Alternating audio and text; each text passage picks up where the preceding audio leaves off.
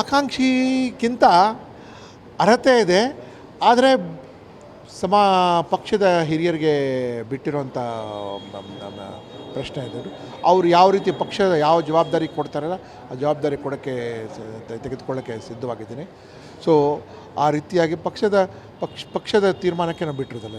ಮೈಸೂರು ಕೊಡಗು ಲೋಕಸಭಾ ಕ್ಷೇತ್ರ ಹೌದು, ನಾನು ಮೈಸೂರಲ್ಲೂ ಕೆಲಸ ಮಾಡಿದ್ದೀನಿ, ಕೊಡಗಿನಲ್ಲಿ ಕೂಡ ಕೆಲಸ ಮಾಡಿದ್ದೀನಿ. ಈಗಿಂದಲ್ಲ 25-30 ವರ್ಷನೇ.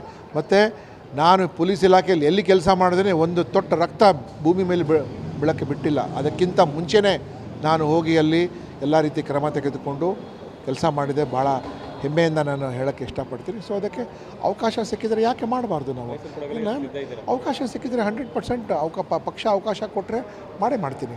ಅದಕ್ಕೆ ಪೊಲೀಸ್ ಅಧಿಕಾರಿಯಾಗಿದ್ದವರು ಈಗ ರಾಜಕೀಯಕ್ಕೆ ಬಂದಿದ್ದೀರಿ, ಯಾವ ರೀತಿ ಅದಕ್ಕೆ ಎಲ್ಲ ಕಡೆ ನೋಡಿ, ಇವತ್ತು ನಮ್ಮ ಸಮುದಾಯದಲ್ಲಿ ಒಳ್ಳೆ ಪ್ರೊಫೆಸರ್ಸ್ ಇದ್ದಾರೆ, ವಕೀಲರಿದ್ದಾರೆ, ವೈದ್ಯರಿದ್ದಾರೆ, ಮತ್ತು ಸೈಂಟಿಸ್ಟ್ಗಳಿದ್ದಾರೆ ಇಲ್ಲಿಗೆ, ಮತ್ತು ಬಹುರಾಷ್ಟ್ರ ಕಂಪನಿಯಲ್ಲಿ ಕೂಡ ಇದ್ದಾರೆ. ಆದರೆ ಸಮಾಜದ ಸೇವೆ ಚೆನ್ನಾಗಿ ಮಾಡಬೇಕು ಅಂದರೆ ರಾಜಕೀಯದಲ್ಲಿ ಕೂಡ ಇರಬೇಕು. ಯಾಕೆ ರಾಜಕೀಯದಲ್ಲಿ ನಮ್ಮವರು ಇಲ್ಲ? ಸೊ ಅದ್ರ ಬಗ್ಗೆ ಒಂದು ಪ್ರಥಮ ಚರ್ಚೆ ಇವತ್ತು ನಾವು ಪ್ರಾರಂಭ ಮಾಡಿದ್ದೀವಿ. ಇಂಥದ್ದು ಸುಮಾರು ಎಲ್ಲ ಕಡೆಯೂ ನಾವು ಮಾಡ್ತಾ ಹೋಗ್ತೀವಿ. ಅಲ್ಲಿಗೆ ಸಕ್ರಿಯವಾಗಿ ಪಾಲ್ಗೊಳ್ಳಬೇಕು, ಅಗ್ರೆಸಿವ್ ಆಗಿ ಭಾಗವಹಿಸಬೇಕು.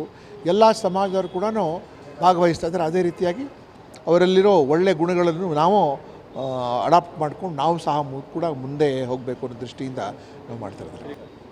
ಅದೆಲ್ಲ ನಮ್ಮ ಪಕ್ಷದ ಹಿರಿಯರಿಗೆ ಬಿಟ್ಟಿರುವಂಥದ್ದು. ಅಲ್ಲಿಗೆ ವಿನ್ನಬಿಲಿಟಿ ಇಸ್ ದ ಓನ್ಲಿ ಕ್ರೈಟೀರಿಯಾನ್. ಮತ್ತು ಭಾರತೀಯ ಜನತಾ ಪಾರ್ಟಿ ಒಳಗೆ ಒಂದು ಒಳ್ಳೆಯ ಎಸ್ಟಾಬ್ಲಿಷ್ ಸಿಸ್ಟಮ್ ಇದೆ.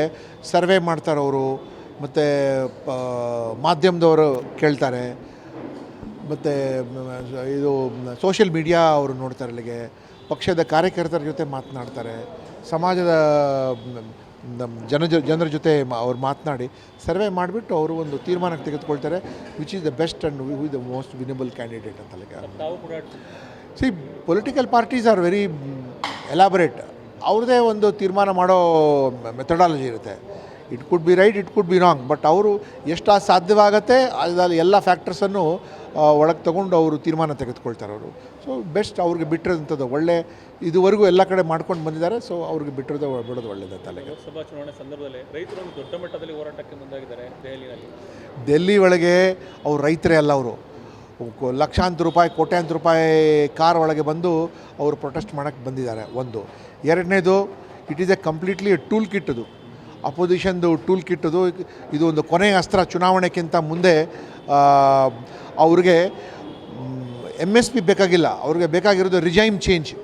ಅಂದರೆ ಅಧಿಕಾರ ಬದಲಾವಣೆ ಆಗಬೇಕು, ಅದು ಅವ್ರದ್ದಿದೆ ಹೊರತು ಅವ್ರಿಗೆ ರೈತರ ಬಗ್ಗೆ ಕಾಳಜಿ ಇಟ್ಕೊಂಡ್ರು ಇದು ಬಂದಿಲ್ಲ.